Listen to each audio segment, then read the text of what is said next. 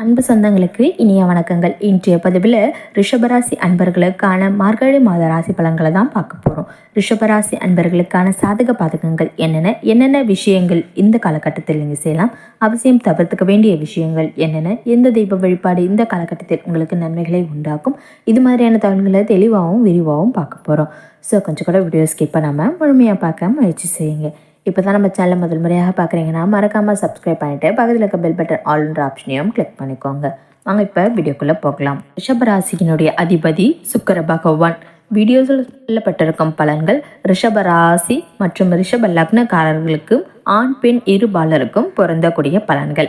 உங்கள் வாழ்க்கையில் மாற்றத்தை உண்டாக்கக்கூடிய மாதமாக இந்த மார்கழி மாதம் உங்களுக்கு நிச்சயம் இருக்கும். 12ஆம் பாதகமான விரியமுச்ச ஸ்தானத்தில் இவ்வளவு நாளாக குருவோட சேர்க்கை பெற்று ராகுவும் அங்கே அமர்ந்திருந்தார். குருவும் ராகுவும் சேர்ந்து உங்களுக்கு நிறைய பிரச்சனைகளை கொடுத்துருப்பாங்க. கேது பகவான் பார்த்தீங்கன்னா 6ஆம் பாதகமான ரொனொரு சத்ரு ஸ்தானத்தில் இருந்து உங்கள் மன நிம்மதியே கெடுத்துட்டு இருப்பாரு. தேவையில்லாத பழக்க வழக்கங்கள், தேவையில்லாத சகவாசம், 3ஆம் நபர்களுடைய தலையீட்டுனால உங்கள் வாழ்க்கையில் வேலை வாய்ப்பு இழந்து பணம் இல்லாமல் காசு இல்லாமலும் நடுத்தேர்வில் நிற்கக்கூடிய ஒரு சூழ்நிலையை ஒவ்வொரு ரிஷபராசி அன்பர்களும் அனுபவிச்சிருக்கலாம். ஆனால் இந்த மார்கழி மாதத்தில் மகத்தான திருப்பு முனைகள் ஏற்பட போகின்றது என்பதுதான் உண்மை. குரு ஒரு பக்கம் பிரச்சனை, ராகு ஒரு பக்கம் பிரச்சனை, கேது ஒரு பக்கம் பிரச்சனை, சனி பகவான் ஒரு பக்கம் பிரச்சனை, எல்லாருமே பிரச்சனையாக இருந்த நேரத்தில் சுமூகமான ஒரு மாதமாக உங்களுக்கு எப்பயாவது வருமா அப்படின்னு எதிர்பார்த்து இருந்திருப்பீங்களே, கண்டிப்பாக அந்த மாதமாக இந்த மார்கழி மாதம் உங்களுக்கு இருக்கும். அஷ்டமஸ்தானத்தில் 4 கிரகங்கள் இருக்கிறது. சூரியன், சந்திரன், புதன், செவ்வாய். இந்த 4 கிரகங்களும் அஷ்டமஸ்தானத்தில் இருக்கிறது. அஷ்டமஸ்தானத்தில் 4 கிரகம் இருக்கிறது பலம் பெறும் பொழுது எப்படி வாழ்க்கை நல்லா இருக்கும் அப்படின்னு யோசிக்கலாம். அஷ்டமஸ்தானத்தில் சந்திரன் இருந்தாலே பிரச்சனை, சந்திராஷ்டமம். அதில் 4 கிரகமும் சேர்ந்து இருக்கும் பொழுது எப்படி நிம்மதியாக இருக்க முடியும் அப்படின்னு கேட்கலாம். ஆனால் இந்த 4 கிரகங்களுக்கும் 9ஆம் பார்வையாக பாக்கிய பார்வையாக குரு பகவானுடைய பார்வை கிடைக்கிறது. குரு பகவானை பொறுத்த வரைக்கும் இருக்கும் இடத்தை காட்டிலும் பார்க்கும் பார்வைக்கு பலம் அதிகமாக இருக்கும். அதனால குரு பகவானுடைய பார்வை பட்ட காரணத்தினால எந்த மாதிரியான சிக்கல்களும் உங்களுக்கு நிவர்த்தி ஆகும் அப்படின்றதான் உண்மை. குரு பகவானுடைய அமைப்பு பார்த்திங்கன்னா அவ்வளவு கிளியராகவும் பிளஸ்டாகவும் ஏன் அவ்வளோ ஒரு தன்னம்பிக்கையை ஏற்படுத்தக்கூடிய விஷயமாக இருக்கிறது. குரு பகவான் யோசித்து ஒரு விஷயத்தை செய்வார். குரு பகவானுடைய பார்வை நம்ம கிடைக்குது அப்படின்னா பிரச்சனையெல்லாம் விலகும். குரு பகவானுடைய பார்வை 5ஆம் பார்வையாக கிடைச்சா வேற, 7ஆம் பார்வையாக கிடைச்சா வேற, 9ஆம் பார்வையாக கிடைச்சா வேற.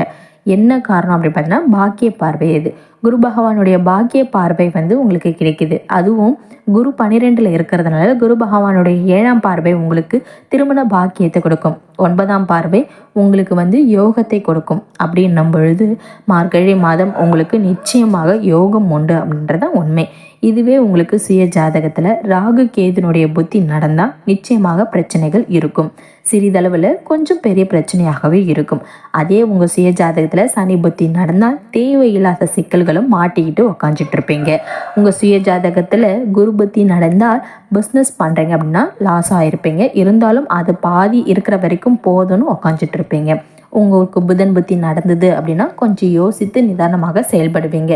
உங்களுக்கு இப்போ சுக்கிர புத்தி நடந்தால் பெண்களால் பிரச்சனைகள் அதிகமாக வரக்கூடும். நீங்கள் பெண்களாக இருந்தால் ஆண்களால் உங்களுக்கு பிரச்சனைகள் வரக்கூடும். பணம் காசு விஷயத்தில் ஏதாவது ஒரு பிரச்சனையில் மாட்டிட்டு இருந்திருப்பீங்க. சூரியன் சந்திரனுடைய புத்திகள் உங்களுக்கு நடந்தால் அந்நிய நபர்களுடைய தலையீடு, தேவையில்லாத நபர்களால் பிரச்சனைகள், எதுவுமே செய்ய முடியாத லாக்காகி நிற்கிறது, கணவன் மனைவிக்குள்ளே இருக்கிற பிரச்சனைகள், இந்த மாதிரியான பல பிரச்சனைகள்லாம் மாட்டிக்கிட்டு லாக்காகி நீங்கள் நின்றுட்டுருப்பீங்க. இதுவே உங்களுக்கு செவ்வாய் புத்தி நடந்துன்னா உங்களுக்கு உடல் சார்ந்த பிரச்சனைகள் அதிகமாக ஏற்பட்டிருக்கும்.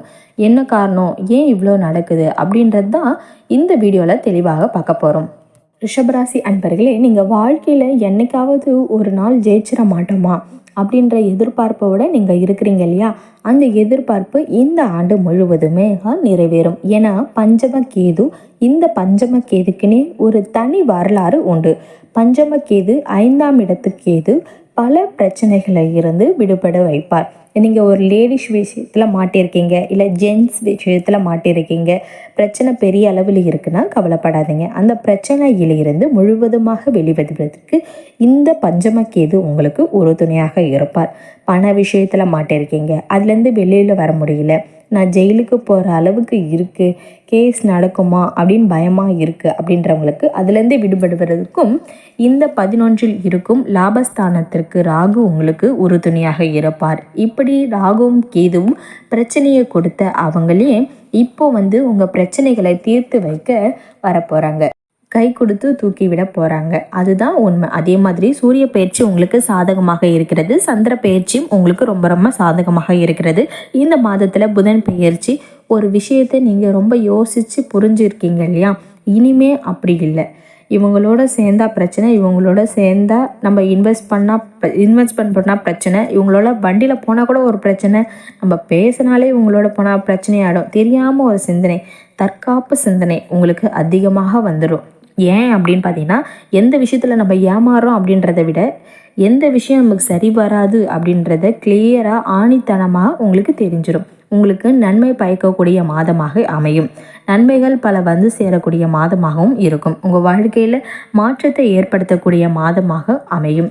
உங்கள் வாழ்க்கையில் பார்த்தீங்கன்னா நிம்மதி ஏற்படக்கூடிய மாதமும் இதுதான்.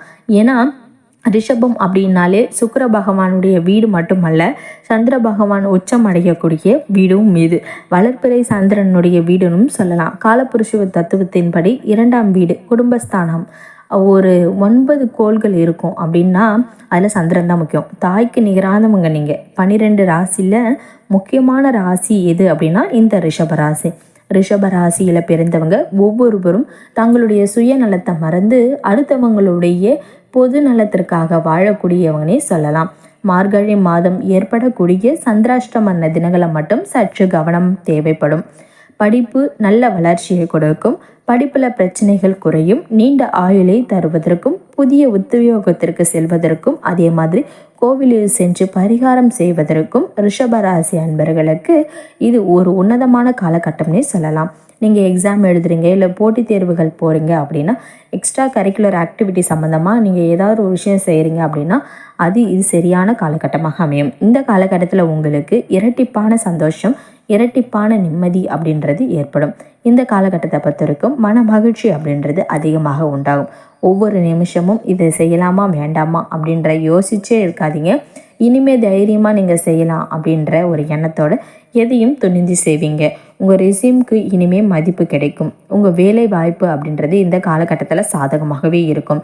படிப்பில் முன்னேற்றம் நிச்சயம் உண்டாகும். மேல் படிப்பு படிக்கணும் அப்படின்னு பிடிச்ச காலேஜில் போய் படிக்கணும், கிடைச்ச காலேஜில் இருந்த பிரச்சனைகளை எல்லாம் நீங்கிறதுக்கு, நல்ல எக்ஸாம் எழுதுறதுக்கும், அரியர் எக்ஸாம் கிளியர் பண்ணுறதுக்கும், உங்களுடைய எக்ஸாம் ஃபீஸ் கட்ட முடியாமல், டியூஷன் ஃபீஸ் கட்ட முடியாமல் கஷ்டப்பட்டு இருக்கிறவங்களுக்கு கூட அதெல்லாம் சரியாகும். வேலைக்கு போய் படிக்கிறவங்க எல்லாருக்குமே இது உகந்த காலகட்டமாக அமைகின்றது. இந்த பதிவில் உங்களுக்கு ஏதாவது சந்தேகம் இருந்தால் மறக்காம கீழே இருக்க கமெண்ட் செக்ஷனில் கமெண்ட் பண்ணுங்கள். நன்றி. மற்றும் ஒரு புதிய தகவலுடன் உங்களை மீண்டும் சந்திக்கின்றோம். இது வரைக்கும் நம்ம சேனலை சப்ஸ்கிரைப் பண்ணலன்னா மறக்காமல் சப்ஸ்கிரைப் பண்ணிட்டு பக்கத்தில் இருக்க பெல் பட்டன் ஆல்ன்ற ஆப்ஷனையும் கிளிக் பண்ணிக்கோங்க.